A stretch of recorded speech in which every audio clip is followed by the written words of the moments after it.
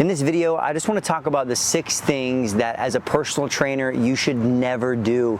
There are so many challenges when it comes to getting started in the fitness industry and really building your book of clients that all the avoidable ones, right, all the silly little things that we can prevent, we don't want you to do, right? My name's Coach Joe Drake. I'm the founder of the Axiom Fitness Academy, and we run NASM CPT courses. Maybe you've even seen us here on YouTube with our NASM resources, and we help trainers get started in the industry. But I created this channel to help those who are a little further along than that, trying to gain traction in the industry. So if you want to do well with clients, you want to not only get more clients but also keep the ones that you've got, make sure you're not doing these 6 things that I'm going to go through. Number 1, I really wish I didn't have to say it, but it's a reality. I walk in and see it almost every day, is don't look like you just rolled out of bed. No doubt the people that are going to work with you are going to be paying good money for your time, and regardless of how you look, obviously you can deliver on the training and the experience, and maybe you have clients that you've had for a long time and they give you the benefit of the doubt. But there is absolutely no doubt in my mind that they're thinking about it. If you come in looking a mess, it's usually pretty obvious. As a personal trainer, you've got a very short window of creating a positive interaction, a positive first experience or first impression, and especially if you're in a busier, bigger box gym, you are always on stage. There are always people who are shopping your training, even if they're not thinking about training right now or they're not really going to be interested in purchasing.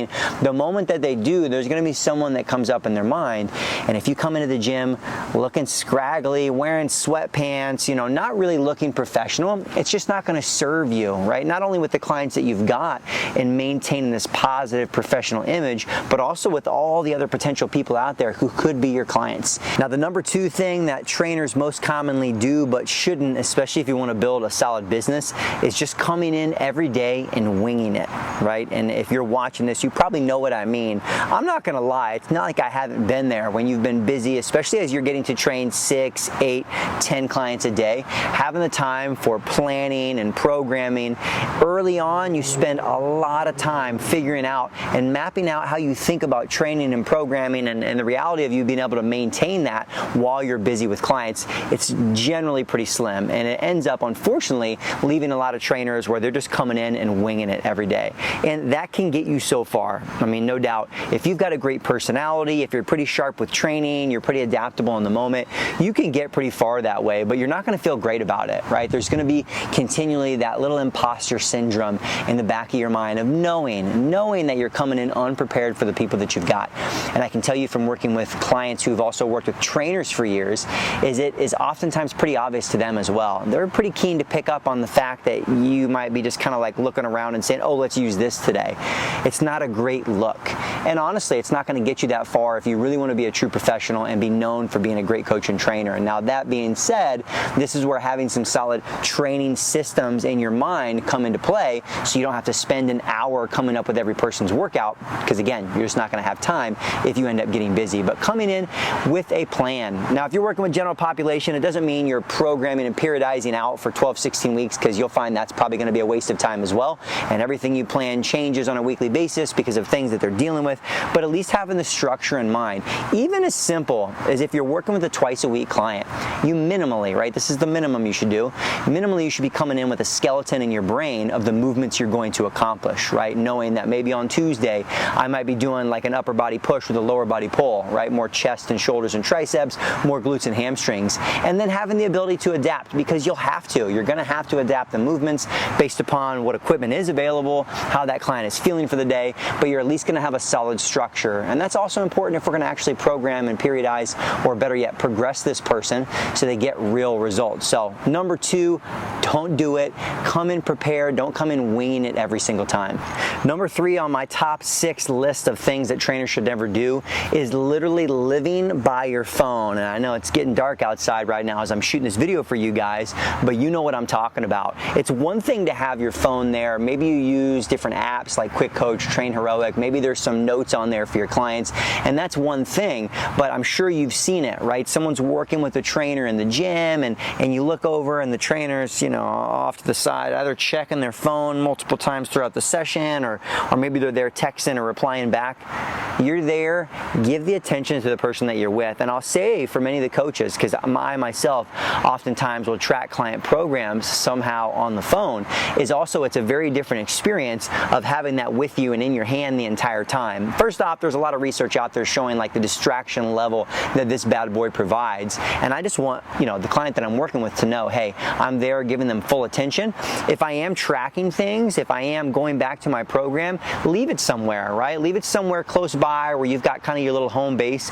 You don't need it, right? I mean, you can hopefully remember a couple of exercises at a time, go through a set, maybe record any results, but being able to go back and forth to it, it's going to have a much better professional look for the other people also in the gym. Now, first off, I think it's a much better experience for the client that you're with, but like I mentioned earlier, people are always watching, right? And it's a big, big difference. Someone who looks like they're distracted on their phone, not paying attention, and someone who is, boom, engaged the entire time. Maybe you go back quick and then boom, you're right back in it. So number 3, leave the phone alone, pay attention to the client you've got. The fourth mistake that a lot of trainers make, which is a pretty funny one, is to actually expect that your clients are going to remember their schedule. Meaning, if you just leave it up to the people that you're working with, even though they're amazing, right? I think about my clients, they are amazing people. They care about me, they love me, they have the best of intentions, but I know they have a million things going on in life, and sometimes their training schedule might not be at the top of their memory or their priority list. So you got to remember, part of what people are paying for is you and the accountability and the consistency of knowing this person's going to keep me engaged in my fitness and my training. So it's a very simple one, but just make sure you're confirming all your sessions. Even for myself, right? Regardless of the businesses that we've run or training on my own, I've always utilized some sort of system that sends automatic reminders, right? As of right now, you know, I train and track clients on Vagaro, very simple software if you guys haven't checked it out, very inexpensive as well. But I love it because it does give them a 24-hour reminder. At the same time, I still text confirm. I'm still messaging them that day or that morning, hey, I'm excited to see you because I know things happen, things come up, and I want to give them every fighting chance of making it to that training session. Not only because I want them to get results, but hey, I also want to get paid at the same time. Number 5 actually goes along pretty closely with number 4, and that's just trying to keep track of everything in your head.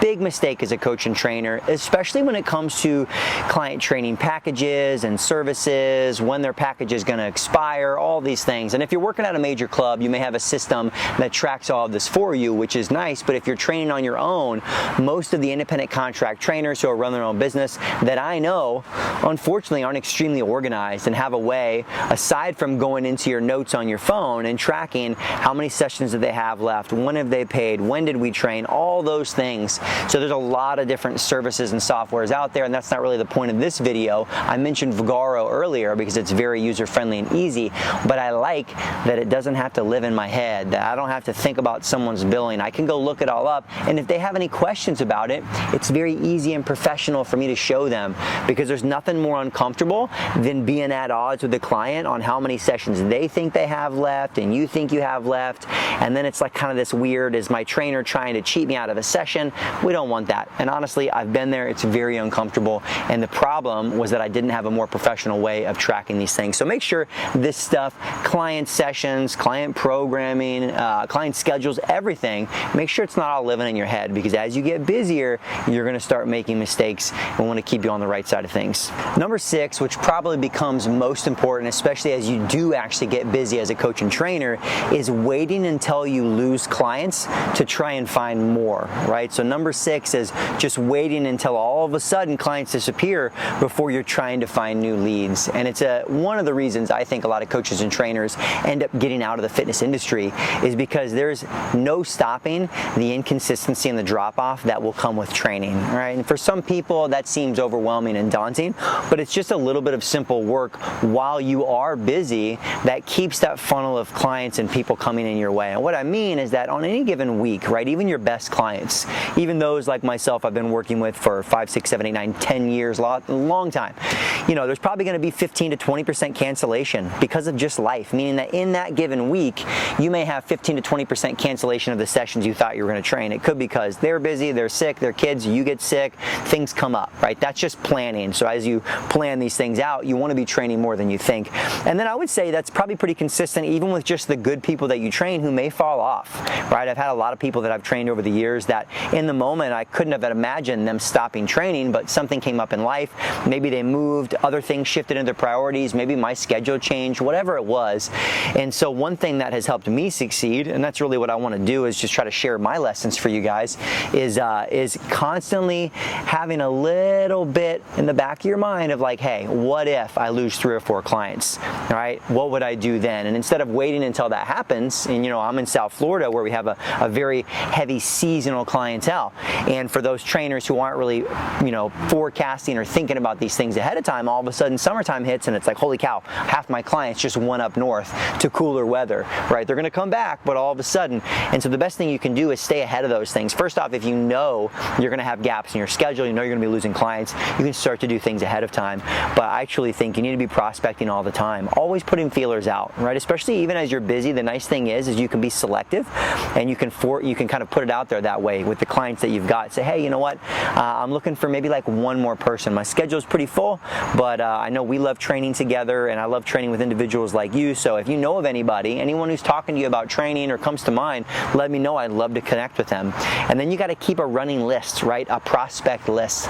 This is the key for trainers, especially if you're on your own and you don't have this funnel of clients coming in your way, you're not in a big box gym, or truthfully, even if you are, you should do this, is keep this running list of prospects that you can follow up with over time, right? Because the easy thing is like, hey, okay, great, you get a referral, you get a potential client, maybe it doesn't fit into your schedule right now. You got to be able to stay in touch with these people so that at any given time, when you know you might be in need or you see things kind of unfolding that way, maybe clients leaving, maybe your hours are starting to drop off because of the time of year, you can start to turn that faucet back on. You've got this list of people you can start to reach back out to and re-engage. Because even if it wasn't at the right time then, maybe it's the right time now. But the problem is most trainers just never follow up and have any leads kind of in the bucket waiting for them. So if you're watching this and you are a personal trainer, do yourself a favor. It sounds really silly, but write these 6 things down that I mentioned here in this video and make sure you're consciously not doing them, or you're essentially the opposite. You're doing everything you can